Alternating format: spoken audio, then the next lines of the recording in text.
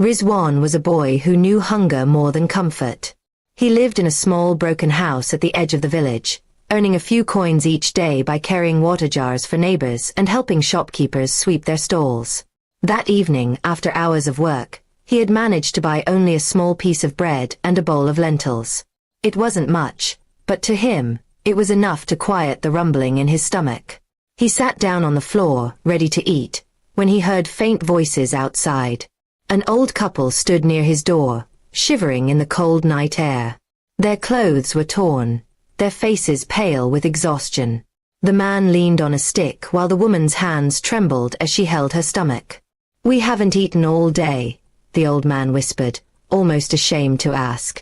Rizwan looked at his food. He had waited for this meal all day, but seeing the weakness in their eyes made his heart heavy. Without hesitation, he pushed his plate toward them. "Please eat this," he said softly. The couple hesitated, but hunger overcame their pride. They ate slowly, tears in their eyes, blessing the boy who had given away his only meal. Rizwan watched silently, smiling even though his own stomach remained empty.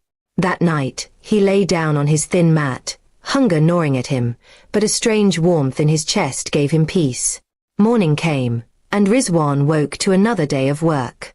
His hands were tired, his body weak, but his spirit was strong.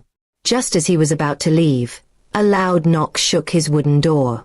Startled, he opened it to see a tall man in fine clothes, his carriage waiting behind him. The man's eyes searched Rizwan's small house, then settled on the boy.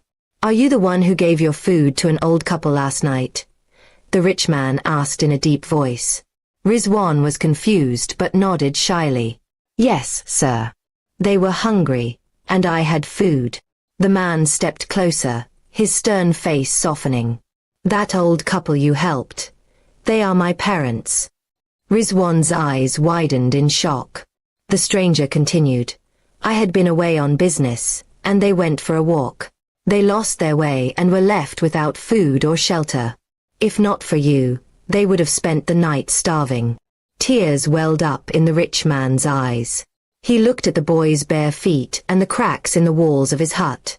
"You gave away what little you had, while many with plenty would have turned them away." His voice broke with emotion. Rizwan lowered his head, embarrassed. "It was nothing, sir. They needed it more than I did." The man shook his head. "It was everything. Compassion like yours is rare." He signaled his servants, who brought baskets filled with bread, fruits, rice, and warm clothes.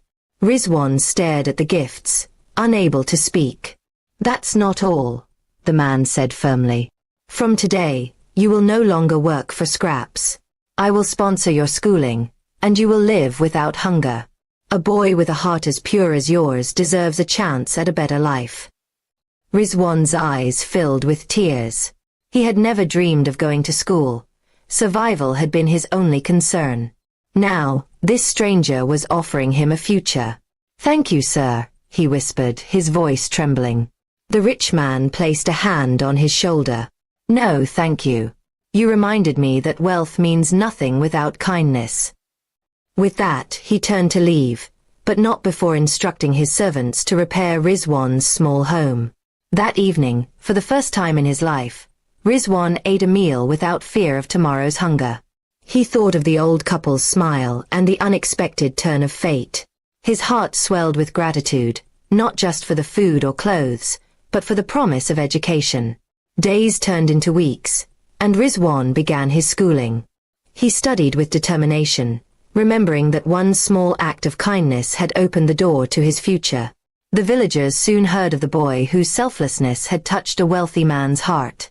Years later, Rizwan became a respected teacher, guiding children with the same compassion he had shown that night. People admired his wisdom, but he always said, "It wasn't wisdom that changed my life, it was kindness." And whenever he saw someone in need, Rizwan never forgot the lesson he had learned. Sometimes, giving away your little can return to you as everything you ever dreamed of.